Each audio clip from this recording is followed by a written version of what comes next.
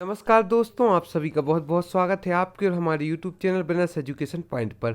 आज का जो हमारा वीडियो है हमने मुख्य परीक्षा को ध्यान में रखकर जिसमें हमने जियोग्राफी सब्जेक्ट को लिया है। तो चलिए चलते हैं आज की हमारे वीडियो पर और करते हैं तैयारी। आज का हमारा पहला प्रश्न है, भारत की भौगोलिक स्थिति का महत्व। स्थलाकृति। भारतीय महाद्वीप तीन ओर से समुद्र से घिरा है और भू सामरिक और आर्थिक दोनों दृष्टिकोणों से महत्वपूर्ण है। भारतीय महाद्वीप जैसा कि आप सभी जानते हैं कि तीनों ओरों से समुद्र से घिरा हुआ है। जलवायु। जलवायु के बारे में चर्चा करते हैं तो भारतीय जलवायु मानसूनी है। उत्तर में हिमालय, दक्षिण में सागरीय क्षेत्र, मरुस्थलीय तथा तटीय प्रभाव भारत को जलवायविक विविधता प्रदान करती हैं। उत्तर में हिमालय है, दक्षिण में सागरीय क्षेत्र, मरुस्थलीय तथा तटीय प्रभाव भारत को जलवायविक विविधता प्रदान करते हैं। भारत के उत्तर में महान हिमालय स्थित है जो संपूर्ण विश्व में महत्वपूर्ण स्थिति रखता है। आर्थिक संदर्भ के दृष्टिकोण से देखते हैं, उष्णकटिबंधीय जलवायु होने के कारण भारत के विभिन्न क्षेत्र में जलवायु विविधता देती है, जिस कारण यहाँ तीनों प्रकार की फसलें रबी, खरीफ व जायद का उत्पादन होता है। उष्णकटिबंधीय जलवायु होने के कारण भारत के विभिन्न क्षेत्र में जलवायु विविधता देती है, जिस कारण यहाँ तीनों प्रकार की फसल रबी, खरीफ तथा जायद का उत्पादन होता है। सामाजिक संदर्भ में देखने पर भारत विभिन्न क्षेत्रों के साथ व्यापार, आर्थिक, सांस्कृतिक विकास के क्षेत्र में महत्वपूर्ण स्थान है। सामाजिक संदर्भ में देखा जाए तो विभिन्न देशों के साथ व्यापार, आर्थिक, सांस्कृतिक विकास के क्षेत्र में भी भारत का महत्वपूर्ण स्थान है। सुरक्षा के संदर्भ में भारत की प्रायद्वीपीय स्थिति उसकी सुरक्षा के दृष्टिकोण से महत्वपूर्ण रही है। एक और दक्षिणी भारत में सागरीय स्थिति के कारण हजारों वर्षों से भारत को विदेशी आक्रमणों का खतरा नहीं है, यह भी एक विशेषता है। हमारा दूसरा जो प्रश्न है, भारत की भूगर्भिक संरचना का वर्णन कीजिए, यह भी एक इम्पोर्टेंट प्रश्न है। भारत की भूगर्भिक संरचना की जानकारी भारत के विभिन्न भागों में पाई जाने वाली चट्टानों के स्वरूप व आकृति से प्राप्त हो सकती है। भारत के चट्टानों का वर्गीकरण। आर्कियन क्रम की चट्टान, इनकी कुछ विशेषताओं के बारे में हम चर्चा करेंगे। इनका निर्माण, आर्कियन क्रम की चट्टानों का निर्माण तप्त पृथ्वी के ठंडे होने से होता है। ये प्राचीनतम व मूल चट्टानें हैं। इनमें जीवाश्म नहीं पाए जाते हैं। इनका क्षेत्र है आंध्र प्रदेश, तमिलनाडु, उड़ीसा, झारखंड, कर्नाटक, राजस्थान में आर्कियन क्रम की चट्टानें पाई जाती हैं। इनकी विशेषताओं, सबसे पहली विशेषता है कि इनका निर्माण तप्त पृथ्वी के ठंडे होने से होता है। दूसरा है प्राचीनतम व मूल चट्टानें हैं। तीसरा, जीवाश्म नहीं पाए जाते हैं। चौथा, इसका क्षेत्र आंध्र प्रदेश, तमिलनाडु, उड़ीसा, झारखंड, कर्नाटक, राजस्थान है। पांचवा है धारवाड़ क्रम की चट्टानें।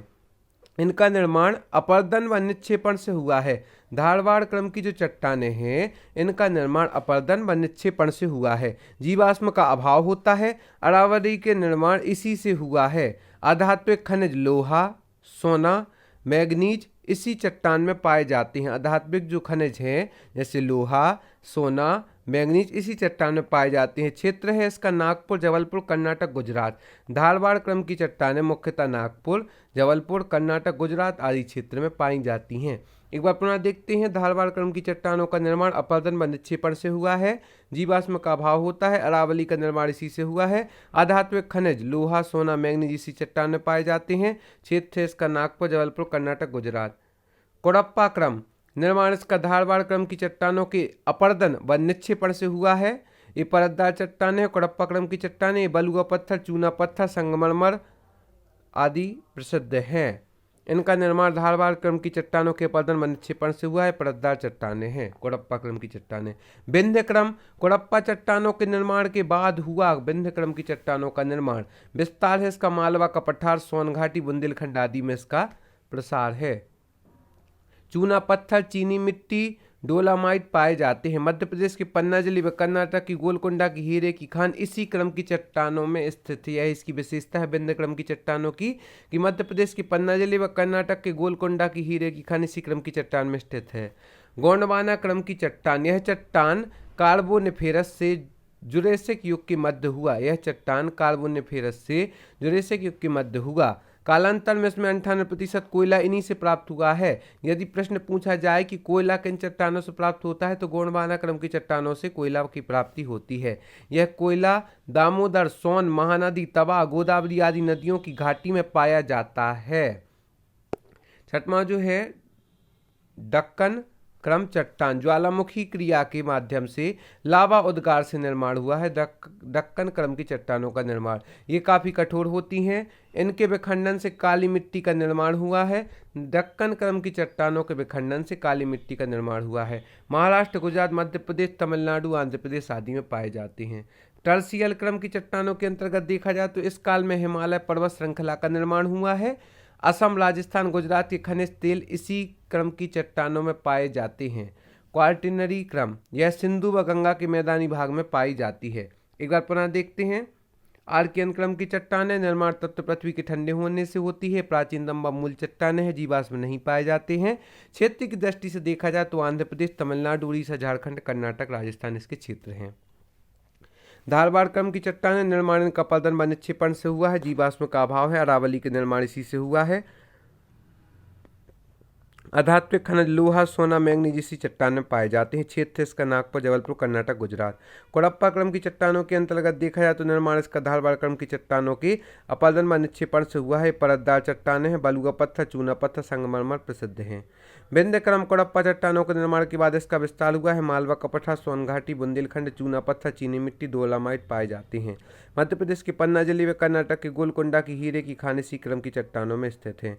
गोंडवाना क्रम की चट्टान, यह चट्टान कार्बोनिफेरस से जुरेसिक युग के मध्य हुआ है। कालांतर में इसमें 98% कोयला इन्हीं से प्राप्त हुआ है। यह कोयला दामोदर, सोन, महानदी, तवा, गोदावरी आदि नदियों की घाटी में पाई जाती है। दक्कन क्रम की चट्टान ज्वालामुखी क्रिया के माध्यम से लावा उद्गार से इसका निर्माण हुआ है। ये काफ़ी कठोर है। इनके विखंडन से काली मिट्टी का निर्माण हुआ है। क्षेत्र इसका महाराष्ट्र, गुजरात, मध्य प्रदेश, तमिलनाडु आदि है। टर्सियल क्रम इस काल में हिमालय पर्वत श्रृंखला का निर्माण हुआ है। तेल इसी क्रम की चट्टानों में पाए जाते हैं। असम, राजस्थान, गुजरात इसके क्षेत्र है। क्वार्टिनरी क्रम के अंतर्गत देखा जाए तो यह सिंधु व गंगा के मैदानी भाग में पाई जाती है। यहाँ पर हम आपको उपयोगी जानकारी दे दी है। यदि अभी तक आपने हमारे चैनल को सब्सक्राइब नहीं किया है तो सर्वप्रथम आप हमारे चैनल को सब्सक्राइब करें, बिजनेस एजुकेशन पॉइंट। साथ ही साथ आप हमें यूट्यूब पर, फेसबुक पर, इंस्टाग्राम पर, टेलीग्राम पर भी फॉलो कर सकते हैं। डिस्क्रिप्शन बॉक्स में जाकर इंस्टा मौजूद लिंक से आप हमारे मुख्य परीक्षा के notes, geography, economics, ethics, polity, science एवं टेक्नोलॉजी, हिंदी, हिस्ट्री आदि सभी सब्जेक्ट के नोट्स बहुत ही किफायती दामों प्राप्त कर सकते हैं, जो कि टॉपर्स के द्वारा बनाए गए हैं। एवं साथ ही साथ आप हमारी प्रारंभिक परीक्षा की टेस्ट सीरीज जो कि 50 FLTO से भी प्राप्त कर सकते हैं। एवं मध्य प्रदेश करंट अफेयर्स की विशेष PDF जो कि मात्र 50 रुपये में, उससे भी आप प्राप्त कर सकते हैं। भारत का भौगोलिक विभाजन का वर्णन करें। भू आकृतिक दृष्टि से भारत में काफ़ी विविधता पाई जाती है। 11% भाग पर पर्वत है, 18% भाग पर पहाड़ियाँ हैं, 28% भाग पर पठार हैं, 43% भाग पर मैदान पाए जाते हैं। भारत को 4 भौतिक प्रदेशों में बांटा गया है। पहला दक्षिण का पठार, दूसरा उत्तर का पठार, तीसरा द्वीपीय भाग व तटवर्ती मैदान, चौथा है उत्तर का विशाल मैदान। यहाँ पर एक डायग्राम भी दिखाया गया है जिसमें उत्तर पर्वतीय प्रदेश दिखाया गया है, दूसरा उत्तर का विशाल मैदान, नीचे दक्षिण का पठार, साइड में तटवर्ती मैदान एवं इस साइड द्वीपीय भाग का भी वर्णन किया गया है। तो एक बार पुनः देखते हैं। भू आकृतिक दृष्टि से भारत में काफ़ी विविधता पाई जाती है। भारत में 11% भाग पर पर्वत, 18% भाग पर पहाड़ियाँ, 28% भाग पर पठार एवं 43% भाग में मैदान पाए जाते हैं। भारत के 4 भौतिक प्रदेशों में बांटा गया है। पहला है दक्षिण का पठार, दूसरा है उत्तर का पर्वतीय प्रदेश, तीसरा है द्वीपीय भाग व तटवर्ती मैदान और चौथा है उत्तर का विशाल मैदान। जैसा कि हमने चित्र में देखा है कि ऊपर हिमालय है तो उत्तर पर्वतीय प्रदेश है, बीच में जो उत्तर का विशाल मैदान है, नीचे साइड दक्षिण का पठार है, एक साइड तटवर्ती मैदान है, दूसरी साइड द्वीपीय भाग है। इस प्रकार से आज की इस वीडियो में हमने बहुत ही महत्वपूर्ण प्रश्नों को देखा। साथ ही साथ हमने क्रम की चट्टानों के बारे में जाना, भारत की भूगर्भिक संरचना के बारे में भी जाना एवं साथ ही साथ हमने भारत की भौगोलिक स्थिति के महत्व के बारे में भी जाना। आगे भी ऐसी वीडियो में हम आपके साथ ऐसी महत्वपूर्ण जानकारी के साथ मिलते रहेंगे। आप सभी का बहुत बहुत धन्यवाद।